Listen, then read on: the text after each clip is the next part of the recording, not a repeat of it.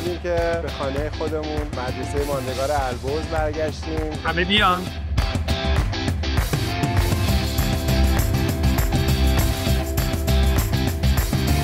فارغ التحصیل سال 403 ما اومده، فارغ التحصیل سال 50 اومده، فارغ التحصیل سال 46 اومده. فارغ التحصیل سال 41، ورودی سال 32، ورودی 1339. من سال 1146 از این دبیرستان فارغ التحصیل شدم. امسال که من دارم درس میدم 57 سالی است که من دارم درس میدم.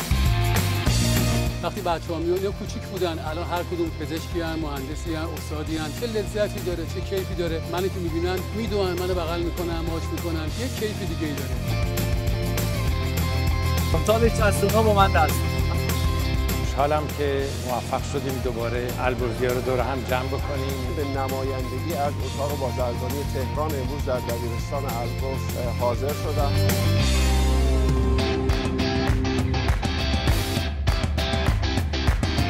جشنی برپاست، مراسمی برپاست با عنوان بازگشت به خانه.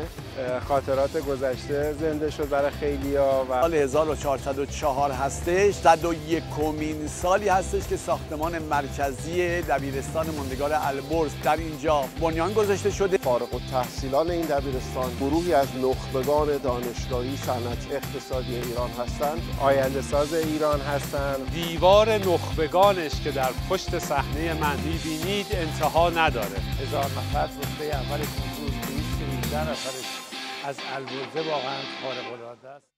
آقای دکتر مشتهدی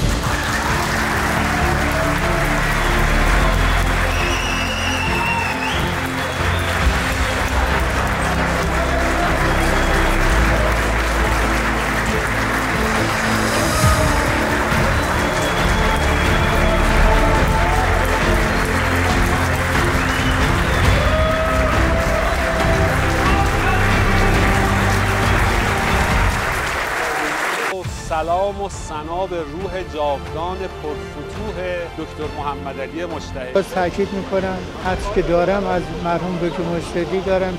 الان ما در طرح پویش جهادی البرز روزانه بیش از 100,000 نفر رو در مناطق محروم تحت پوشش آموزشی داریم. واقعا البرز امید بسیار زیادی را در دل جوانانی که علاقه‌مند بودند از آموزش‌های خوب بهره مند بشن این آموزش‌ها را ایجاد کرده.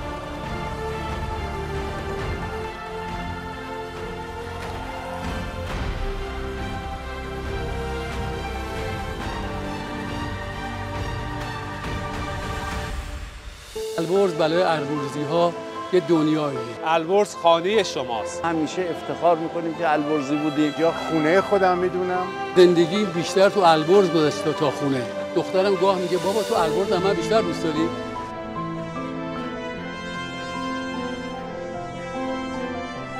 ما همیشه هستیم و البرز هم باید باشد. این دبیرستان واقعا ماندگاره.